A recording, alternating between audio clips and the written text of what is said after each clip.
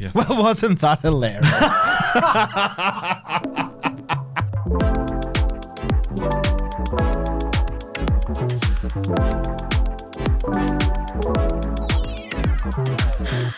So, as part of our look back over 20 years of YourFilm, we've reconnected with a client who we last worked with in 2006, which, well, has been fun and nice. Nice that he was still prepared to talk to us. Nice that he remembered us.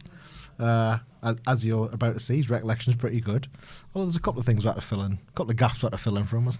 Well, yeah, quite a big, understandably, quite a couple an important of gaps. gap. Yeah. Yes, that he's probably been pondering over the years. Yeah, but I mean, 2006 for us was a year of progression. We were still, as we talked about for 2005, we still didn't need to rely on income from YourFilm, which was good on a personal level. It kind of gave us that bit of freedom. We did win more clients. We sort of, because we'd had an in with one sure start, they then started to introduce us to others. We ended up working for about 3 different ones. Probably the low point of that year was when, I can't remember which one it was now, but we got asked to go and meet one of them somewhere out in the sticks. Had an early version of a TomTom satnav. Somehow or other managed to have the wrong address. Drove around in circles for you could only put an hour. You could only put the first 4 digits of a postcode into it. Well, there you go. So we knew we were in the general vicinity, and then hadn't planned for after that point. Yeah. Well, this was back in the day when you're driving around with your-film.com sticker on the back of your car to promote us. We're wearing T-shirts to promote us. We've still got baby shit brown flyers out there. All the most modern ways of advertising yourself. But yeah, I do remember feeling crestfallen that we'd managed to completely screw up to even get to the meeting. That was a low point of 2006. But anyway, you do live and learn. But yeah, for me, 2006, it was just like, it felt like, right, this is the thing we're doing now. Certainly that was the year that we did move into the first office, albeit super low cost, through TechCo. But it was good, made a difference psychologically, had a place to go to work, which changed things quite a bit in my mind. As I say, grew the client base with more sure start. Crucially though, the main thing was we did actually try some proper marketing. I have no idea, no recollection of how we got in touch with them or they got in touch with us, but a company based in Leeds that did email marketing got in touch, made a proposal. It was quite low cost. Retrospectively, to us, it was a huge investment at the time. But yeah, we, well, I suppose as they do in the films, we just got our chips and just went, right, okay, fine with some business. And they did. I can't remember if it was the first one that replied, but MVI was the name of the company that replied and invited me down to Birmingham to talk about their project, which turned out to be half promotion, half explainer, but video content about their product. So yeah, we'll probably hand over to Andy at this point, who we've reconnected with and interviewed in the loosest sense of the word. He between the three of us, we'll tell the story from here, but enjoy a little story from 2006. So we're here with Andy, who is one of our oldest and dearest clients. Is that, well, maybe those are too bad words to use. Here with Andy, as was probably mentioned in the preamble to this, Andy was our client back in 2006, in the very early days of YourFilm, and he's very kindly, A, remembered us, and B, joined us to reminisce about the job that we did together, because fair to say it was an eventful few days, wasn't it, Andy? It was a very engaging trip in all aspects, to be honest with you. Far exceeded all my expectations on not only with the outcome, but with the shenanigans that went on as well. So yeah, even though it was some time ago now, I still recall it fondly. Well, before we get to the shenanigans part of the story, we'll tee up the background. So, I'm sure you don't remember this, but we first sort of came in contact because we did our first ever bit of paid marketing, which was we engaged with a company that was based in Leeds that did email marketing. And, it was one of those where the email they designed was it looked like a film premiere, you know, with a red carpet and all that in a cinema and everything. It's like the classic thing that we would run a mile from now, because it's not what we do. But, you know, at the time it was like, oh, that's cool, and that's going to go out to some people. So someone at MVI, as it was at the time, I'm going to guess it was Ali, got the email and invited us in for a meeting. So that would have been somewhere around probably summer of 2006. So we were kind of just over a year in at that point. And, you know, at the point that people will be able to see this, we've already put out some articles about the year before that and kind of finding our feet and little bits of work that we did. But 2006, 2007 is when it started to feel like we had something, you know, that we'd been able to not build anything yet, but to me it felt like we actually had a bit of momentum. Not least of which because I got married in 2007 and felt like, oh, I best make some money out of this bit. So there was that. But fair to say that the project with Do With You, for me, it was one of the early milestone project, because A, it was a good project and we all had fun doing it. B, it got us out of the country and we got to do other things with it. And then C, we had a fun time on it. So that's what I thought we'd talk about. So apart from the fact that we were cheap, do you have any recollection at all as to why it was you decided to work with us? If you don't, it's fine, but I'm curious to know. I think your bargain basement price rates were probably a deciding factor. Yeah. I don't actually recall any other people being under consideration either, to be honest with you. So whether you just knocked the decision maker out in the in that opening meeting, we thought, well, there's nobody else I can go to here. But you know, as events proved, they were proved right. You know, we had a good trip and a good outcome. Yeah, well, when the decision maker asked us in that initial meeting what our turnover was, I got a strong sense that he was trying to figure out just how cheap it would be to do this job. I think our answer to what is your turnover was certain number of pounds sterling, I think. No, it was. I mean, obviously things have changed a lot, as we're proven now. But even the fact that we had to get in the car and drive down to Birmingham for the meeting, at that time, that was an exciting thing to do, traveling to Birmingham for a meeting. You know, that wasn't the same trip. It couldn't have been the same trip where we went to see the Birmingham rep and the guy didn't show up, was it? It was a different trip. We definitely managed on one of the trips to get 2 meetings in. Or at least they were planned in. Yeah, it was planned. Yeah, we did. It might have been the same trip. We had a meeting with the Birmingham rep set up, and we went there, and he was like, "Oh, well, I can't do it anymore." But he didn't tell us himself. He was literally upstairs, and he sent someone down to say, "I can't do it." And he was like, "Well, we're here. We'll come down for it." Oh. Anyway, these were the early days. So the job, you can obviously correct me on this, but you know, to give everyone a quick précis of MVI, it was a technology company that was involved in manufacturing. Specifically, you'd created software and hardware, but certainly software, I know, that was on machines, on production lines, and you're trying to move people away from paper-based reporting, finding out, you know, half a day later that there was a problem last night, making it real-time information so people could deal with problems there and then, keep the lines going. And basically what you wanted us to do was to visit customers with you, get their experience on camera of how it had transformed their business, basically. Is that, in a nutshell, is that it? Very good summary, Matthew. Yeah. The idea of the software principally was to not simply identify where the lost time events were taking place on the factory floor by enabling the operators to log what the reasons were at the very point that the machine stopped or the machine slowed down or a problem was identified.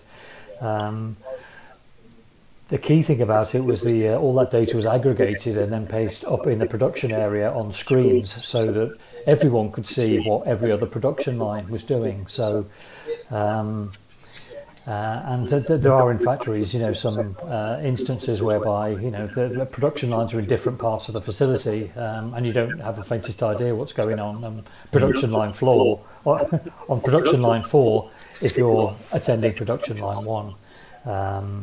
And you have to try and find an engineer, for example, in order to come and fix the problem. The idea of that software package was to automate the entire process and improve the overall equipment efficiency factor. That was the key thing. So you make the machine available for longer. You make it run better within the time available, and the products that come out of the end are of a consistent quality. So you're not losing any product. The thing with this is our marketing was based on telemarketing at that time, and it's quite difficult to explain that over the telephone. So the idea was that we'd have a visual representation that we could put in front of prospects to say, look, here is it working in an actual production environment, and talking to some of the people who had actually procured the software in the first place, and really give their point of view as to what the benefits were. I obviously all the places that we visited were in the food and drink category, split between, well, there was Heinz in Telford, there was Calypso in Wales, and then there was Burner in Chicago and Marsan in Toronto. It was those four, wasn't it? But I do remember having it was good that it was a mix of, the system manager, but also we were interviewing people that were actually on the production line floor as well, and getting their input on it. And I think in our, obviously we've done a lot of this type of work since, but I think this was the first time in our relatively young history at that point that we made promo content that wasn't just people, we are a company going to tell you why you should have our product. It's actually hearing from the people that are using it, which is obviously always more powerful. I think that was probably the first time we did that. Yeah, I think so. And I remember at the time being very relieved that I wasn't the one doing the interviewing, because that quite often is our job now. But now we're probably hundreds or thousands of testimonials in, and very good at it. And obviously one of the key things is making sure that the person that's sitting in front of the camera, who's probably never done it before, is just nice and relaxed and calm. Yeah. So it was quite nice for us to be able to set up and kind of hide behind the cameras and then watch you interview them, Andy. I have a strong feeling that Jerry Stubby, who spent a day filling jars of liquid cheese, wasn't often asked to be interviewed on video.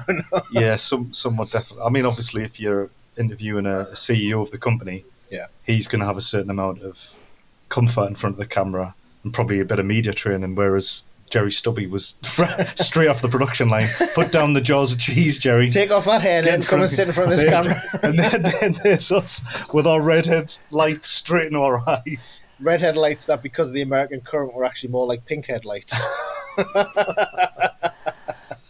One of the instructions I was given for that particular piece of filmmaking was that yes, we wanted to speak to the operations director to find out why he or she had procured the software and what the benefits they had seen so far were. But it's also about it's all about the hairnets, I was told. So we were very clear that the hairnets had to stay on. So it was clearly someone off the production line. I don't know if you remember at Burner, we interviewed a lady and she said, well, I don't even have a computer at home, but I can use this software as part of my day-to-day work, which was quite powerful, because one of the points of the system was that many production line operators don't even have English as their first language, so it was very kind of pictorial and very intuitive as to what you should do if the machine went down. You simply press a button. Well, even the fact that it was touch screen, wasn't it? It's touch screen. Yes. Touch screen. So obviously it sounds daft now, but this was 2006. The iPhone came out in 2007. Touchscreen obviously already existed, but it was nowhere near as commonplace as it is now for everyone. No. Even that was kind of ahead of its time in a way. They were quite expensive to procure, actually. They were, if you remember, because they were in the production line, they were in great big metal cabinets, which weighed an absolute ton, so they had a massive great stand underneath them. And they cost an absolute fortune. So, you're right. I mean, the technology has moved on considerably since then, but so it was quite, groundbreaking and ahead of the curve, that product at the time. Yeah, well, I suppose to jump ahead slightly, you ended up being purchased by an American software firm, didn't you? So I suppose they must have seen that there was innovation in the tech. So as I mentioned before, we kind of split the project. We were filmed in Wales, we were filmed in Telford, and then we went across to America. Do you remember the airline that we flew to get to America? Because I've never flown on it since. I believe it was Air India. It was indeed. And I'm pretty sure the plane that we were on dated from about 1962. Yeah. It was half full, so that was nice because we all had a row to ourselves. But I think they served 3 curry meals on that one flight, and with the average age of the passengers and the very traditional Indian loose flowing dress that was around, it was quite the experience, as I recall. Quite the what's the word I'm searching for? Not Sonic. To breathe. Yeah. I think we might have been partially propelled to the US on the methane from inside the plane. Is my point. Yeah. Well, we all contributed. Come on, let's be honest. I seem to recall all the drinks were free as well. Yeah. Like Tropicana. Air India, drinks are free. Fun and sunshine, there's enough for everyone. I was telling Kev just before I came on the recording, I don't know why this sort of frightened me a bit, but they had a big mural on the exit door on the same above the wing of an elephant kind of floating in a lotus position with like a magic carpet or something underneath it. And I'm just like, really, this is what you want in your aeroplane? This is supposed to make me feel better about things? So that was an experience just to get there. I thought it was interesting as well. If we did the same job now, you could possibly do the same, film the same quality and audio quality, but have all the gear in one backpack.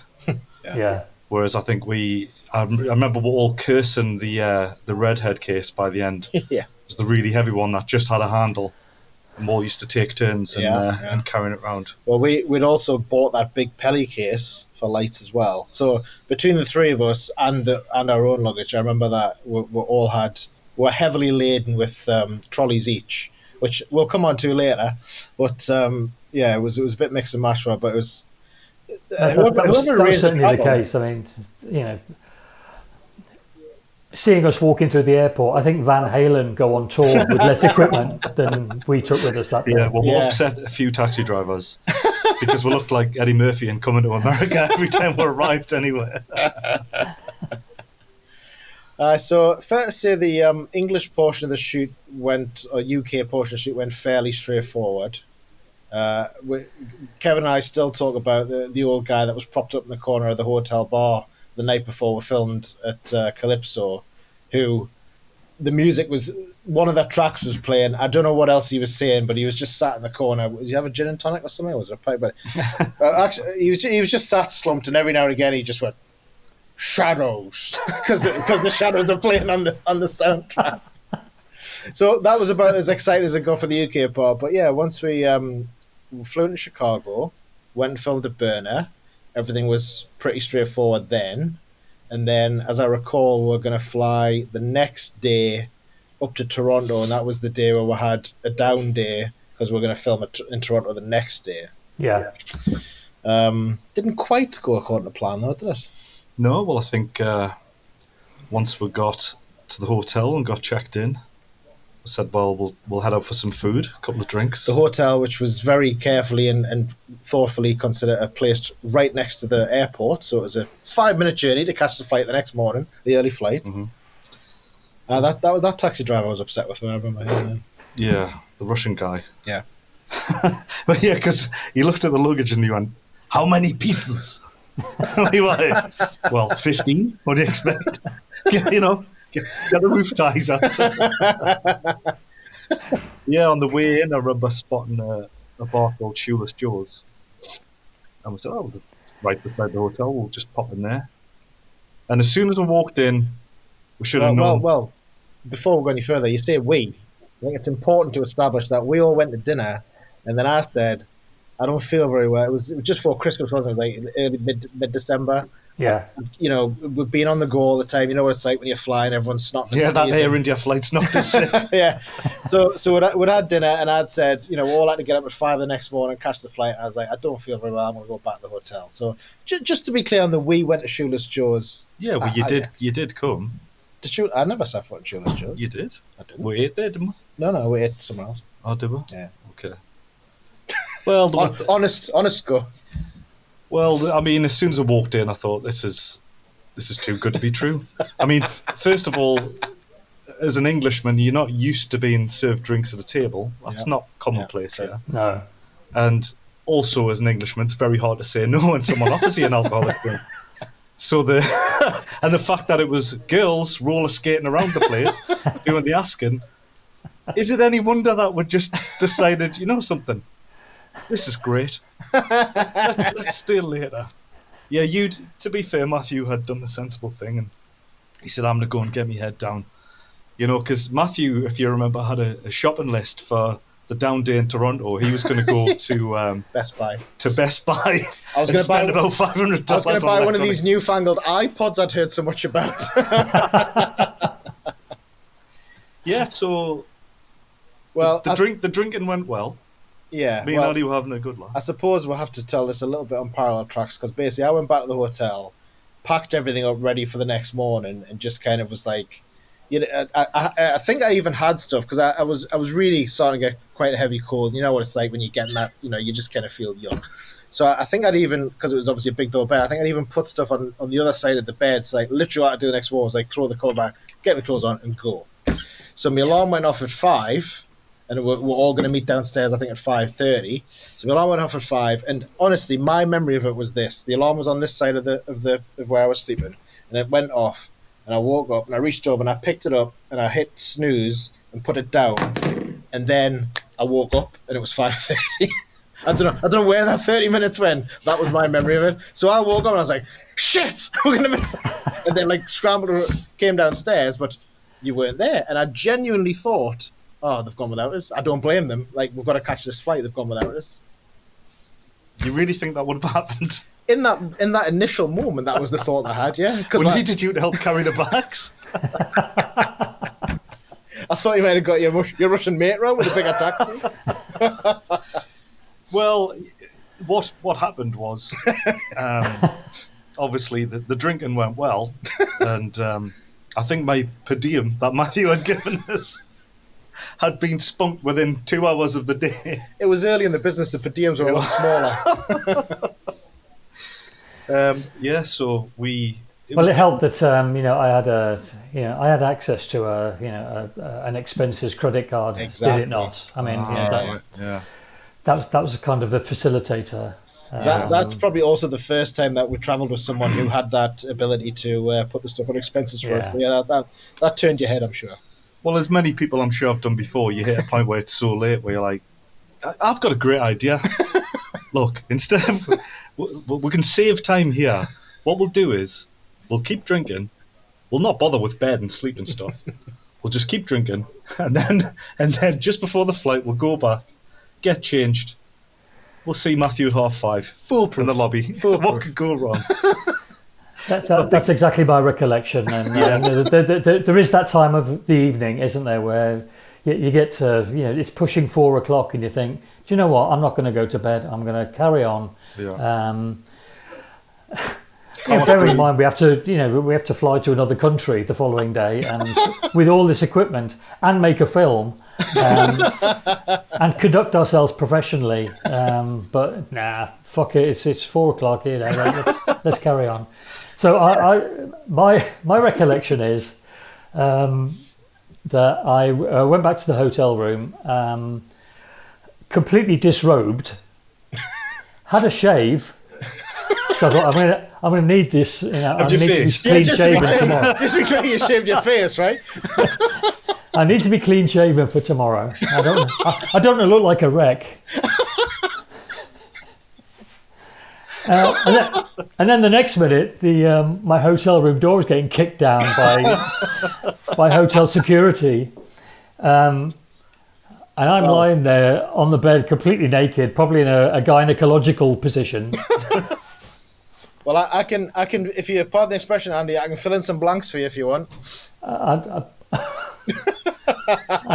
don't know if I want you to. Yeah, go on. Well, I'll tell you one thing. It wasn't hotel security. It was me.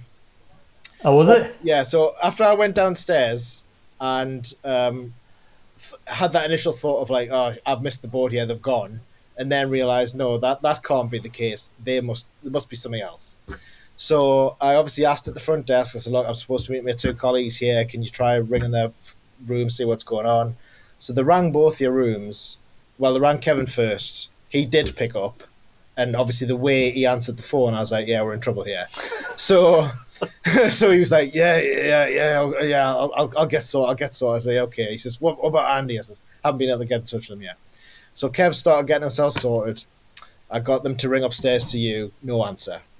So I explained the situation, and the guy probably shouldn't have done this, but he went, yeah, okay. He says, here's a key. Go and let yourself into his room. So obviously I had my bags downstairs. Well, my portion of the bags. So I got them on a trolley, took the trolley upstairs to go to Kev's room, went knocked on his door. He slid out from beneath the cracks of the door, came out looking absolutely hanging, and it was just like, he got his bag, was apologising, got the bags on. I said, come on, we've got this key for Andy's room. So went and got in the lift. And as we're in the lift, I said to Kev, he was stood there. His classic thing was like he had his head in his hand. He was just like, as we're in the lift coming up to your floor, I said, you realise what's going to happen here? I says, we're going to go and open this door, and one of 2 things is true. He's either going to be stark bollock naked, or he's just going to be dead. Maybe both. So anyway, the lift doors open on this quite long corridor of where your room was, and as soon as the lift door opened, we heard, as if we were sitting on top of it, we heard the hotel information channel blasting out from a room, and we're like, that'll be Andy's room. So we walked down, and sure enough, it was getting louder and louder, and it was in fact your room. So we got outside, and I had the key, and Kev looked, and he just said, mate, he says, I'm really sorry, I can't do it. You're gonna have to go in here on your own. I'm gonna be sick. I can't. I'm sorry. I just can't do it. You're on your own. So I said, okay. So I put the key in the door, opened the door. Pretty standard hotel setup where you've got a narrowish corridor with the bathroom there leading into the bedroom. So as soon as I opened the door, the TV obviously got louder. Your snoring, which frankly was also audible over the TV, got louder.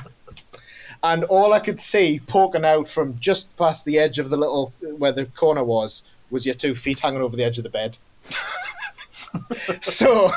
So I walked in, after cursing Kev, of course. I walked in, and as soon as I got within sight, you were, in fact, starfished with a big bank of pillows, and you kind of buried your head in the pillows. So you were like, I mean, probably like fully, like Da Vinci's man, you know, fully spread out, belting out the snores.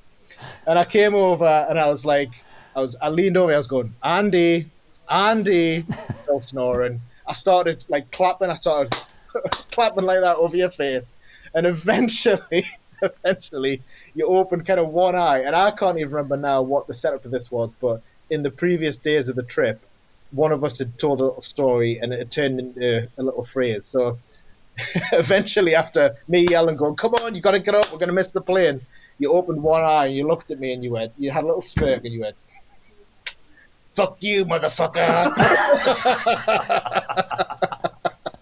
And at that point, I'll be honest, I started to lose me rag a little bit.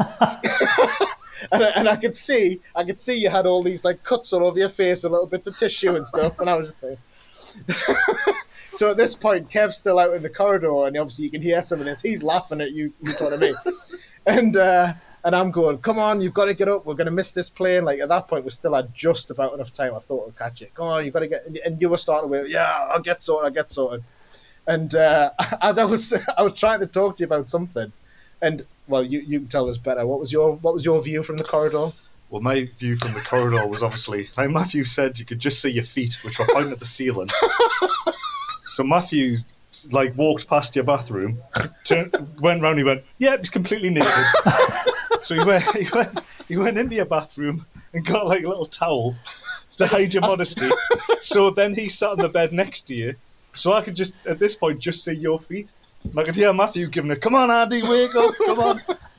And then as you start to arouse yourself, the feet turned towards Matthew. And Matthew just said, Andy, oh, for fuck's sake, mate, put some clothes on. And then the fuck you motherfucker was just like... What a response to that situation. Absolutely perfect. Now, to give you your due, Do you know, subsequently, within about 3 minutes. I remember later on that morning when I, kind of gathered myself a little bit.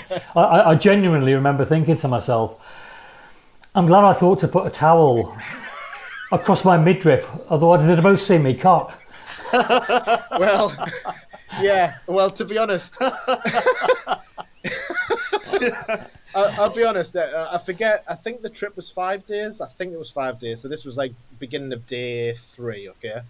So at the end of the trip, as I'm sure you recall, your wife was coming over to meet you, and you were going to have a little holiday in New York. So we were separated at the airport. So just before we're separated, we're having dinner together and stuff before we got our flight. And we hadn't really. I mean, you don't get me wrong. Obviously, you'd apologize. We haven't talked about what happened during the day yet, which we'll come back to. I'm just jumping ahead because you said that, but you'd apologized and all that, and we're laughing about it. But it was only at that point, just as we were about to leave, and I suppose from your perspective, maybe never see us again. You went, by the way, did you put a towel on me? And I said, yeah, I did. And you're like, oh shit, I thought I had done that. Bye. But yeah, I was going to say, to give you credit, from the position that we've just described, within about 3 minutes flat, you were downstairs ready to go. I mean, you were drunk, but you were ready to go. Yeah, but it was like that. It was as if someone had just slapped you across the face, and you were just like, right, we need to get to this fucking plane now because we're late. And I'll tell you what, we flew through. Yeah. And we must have missed it by minutes. We did. We're absolute tops. We missed it by 10 minutes. And to be honest, it really wouldn't have been a problem, except it was Chicago and it was December, and then the snow started, and then we're sat there from 6 a.m. till 6 p.m. before there was a flight that wasn't cancelled that would actually get on. So yeah, suffice to say, you spent the entire day buying us drinks and apologising. I was hanging out of my arse completely in that airport. I hope you don't take offence to this, but you remember in the Dandy and the Beano, like if Desperate Dan was a bit sweaty or something, he'd draw like little stink lines coming off him. It was like all day in the airport, the booze was just leaving both of your bodies. The two of you were just walking around little clouds, little green clouds. Yeah, because at that point you're waking him up. Yeah. There was a drink in his lips 20 minutes before. I know. It makes perfect sense. I did the same thing. I thought I'll just rest my eyes for 5 minutes before I head down. Yeah, the phrase that you used that has stuck with us ever since was, you were like, yeah, I had the good sense to have a shave. But I suppose the other bit was that was the same day where we'd waited in the airport all day and finally got on the flight to Toronto, kind of rearranged for that night. And that's where we did the thing of, yet again, we've got to go through all the security and, just grab whatever bags you can, put them on a trolley. And that was one where we'd gone through the first bit of security. And because we had this mix of what obviously looked like kit bags, film kit bags, including these like metallic looking cases, some of them were a bit older than others, so we'd put gaffer tape around to make sure they didn't pop open in the flight. Yeah. So we went, if you remember, we got sent to a little secondary area where they made us kind of cut open some of those things, have a look. Everything was fine, but then they closed it all up. So then they loaded it all back on the trolleys. The three of us went through the final bit to get on the plane to go to Toronto. You two were through. I was just, frankly, at this point, pretty much sleepwalking through the line as they were scanning bags through the X-ray. And that's when the two of you were watching me, and I'm stood there half asleep. And the woman who weirdly was like Russian or something looked at me after seeing the thing, and she said, pointed at the suitcase, she says, please remove knife. So I said, what? She goes, please remove knife from case. And I thought she said for case, and everything just happened. I said, oh no, I know it looks like it's sealed with a tape, but it's already been cut, so you can open it. And she's looking at me like, what? And this other guy who was maybe a supervisor or something, he'd been watching the whole thing, and he's looking at her, and she goes, please remove knife from case. And I was like, I don't know what you're talking about. And then this guy just nipped over, looked at me, I assume, judged me very quickly and thought, yeah, he doesn't know what you're talking about. Thrust his hand inside the case, pulled out a knife, and then put it up his sleeve and was just like, go on, go. And I just went, looked at the two of you, your jaws dropped open. I'm thinking, well, that's it, I'm going to Guantanamo now. And they just waved. That's the most shocking part. I still don't know why they just waved me through, other than I was so obviously dumb of the accused crime that they knew I was innocent. Yeah, we both accepted you were a gunner at that point. Yeah. It was just an ordinary knife, though, wasn't it? It was just an ordinary knife, though, wasn't it? Just a piece of cutlery. It wasn't a dangerous stabbing, cutting. It was always my memory that it was like a butter knife, but by coincidence, I borrowed the case off one of my uncles who had a photography business but didn't have it anymore. So it'd just been up in his loft. He hadn't used the case in a couple of years, and it had that pick and pluck type form inside that you cut to whatever shape you want for your equipment. And I saw him 2 or 3 weeks ago, and it happened to come up in conversation, just a coincidence. And my auntie piped up immediately and said, "Oh no, it wasn't a butter knife. That was one of my good sharp knives that I was looking for a long time after that." Which makes it even more weird that they actually let me get away with it. But there we go. Yeah, because even if it was a butter knife, still they're not going to let you on the plane with a butter knife. Well, like I said, I need it for me crumpets. You know, I'm from England. what they call English muffins. Yeah. Yeah, well, like I said, the only thing I think that got me out of that was I was so obviously ignorant of the accused crime that they just decided there and then, let him go. So that was what I did in Chicago Airport, which I can say I've never been back to since. I've been to many other airports in America. I've never gone through Chicago. But after that, we got up to Toronto. I did get the next morning. I made sure I got in a taxi and got to Best Buy and got my iPod. I don't remember that, but I did get that. And then after I think you deserved it after the day you'd had. It was looking after us too. Pretty smooth sailing after that. But just like one of those projects that for us just comes up every now and again because it was a good. Everything we're saying adds up to a good experience, isn't it? It was. There was something to be learned, I think, on each filming location. Actually, for example, you were talking earlier about interviewing techniques. Well, I do remember when we were talking to the operations director at Heinz. When I was talking to her, she came out with some absolute corking lines, really unprompted by me, and they'd come out by accident. And I mentioned this to you both afterwards, and you actually gave me some useful advice for it. You said, you try and direct them a bit more with your questioning, because you know what you want them to say, but why leave it to chance? Do it. Lead them to water, as it were. Yeah, absolutely. Yeah, I mean, obviously in the years since, as Kev says, we've done many interviews and pieces to camera in general, and we've always said, I don't know if I don't think we did it because we learned not to do it. I think it was just instinctive, but it's always been right. But like, don't get people to script responses. Go in knowing the ideally 3 minimum key points that you want to get out of the interaction. Ask questions that lead to those, and then make sure that the interviewee will at least put the question in the answer, and it's not a psychological trick, but it certainly helps focus both sides of the interview, I think, and get to those nuggets a lot more quickly. Yeah.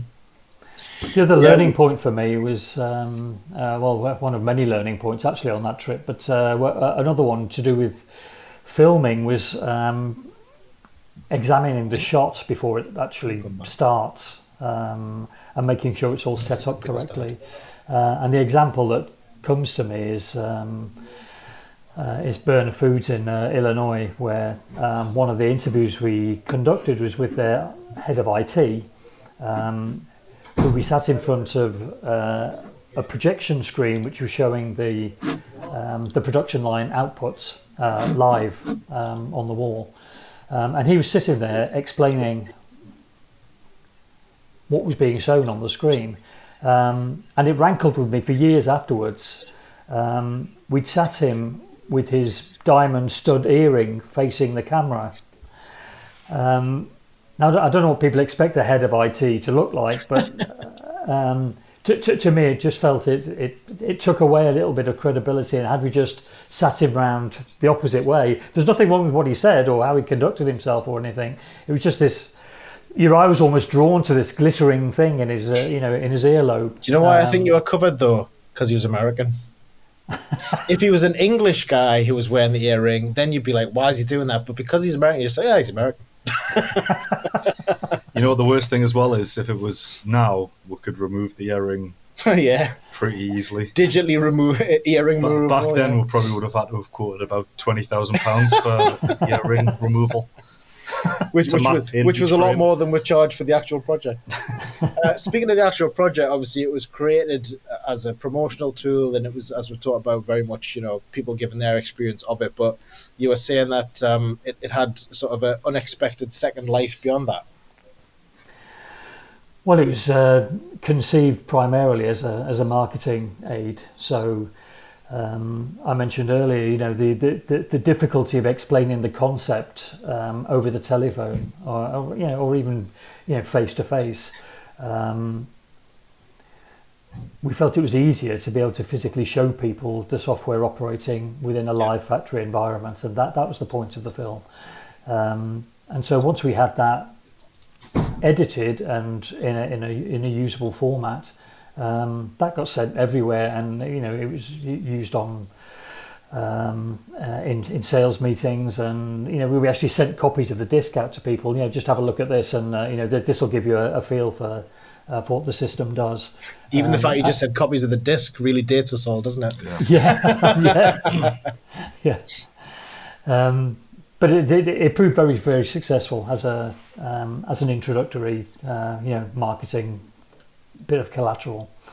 The other thing that we found very useful was for people joining the company who didn't really know anything about the system. So they had the technical skills or the sales skills, but they didn't really know the product very well. And the film we made served as a really useful introduction to what the system does, and what its unique selling points were, and the benefits on site of the system's installation. So you know, it turned out to have you know, more than one use in the end. You know, it served its original purpose, but it was also, you know, an extremely good onboarding tool for new employees. So it was being used for years afterwards. So you know, it's, you know, in terms of longevity and and frankly value for money. For I don't know what they paid you, but you know they certainly got their money's worth. I deliberately have out not looked.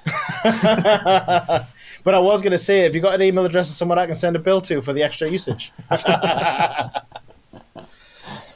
No, I mean, as we said at the start, it was a milestone project for us, I think, and in a lot of ways. It was big, it was expansive, it was the sort of content that we hadn't really had much chance to make up to that point, but wanted to and knew that we could.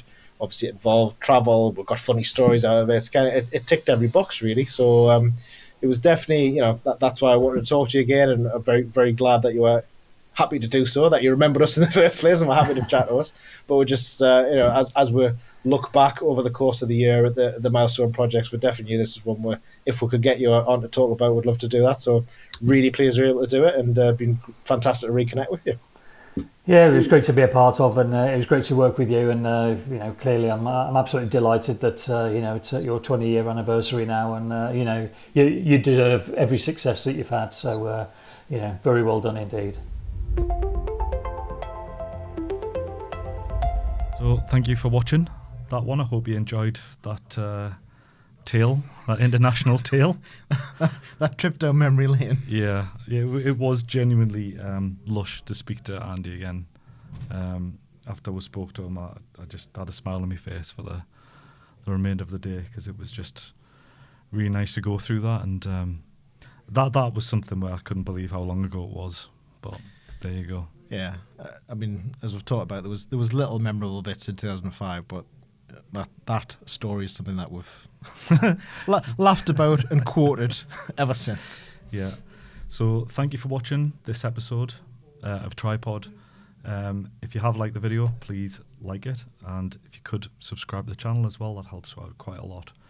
And keep an eye out for more. Sign into your friends' computers and get them to subscribe as well. Yeah, just hack in. Yeah. Yeah. Thanks for watching. Thank you.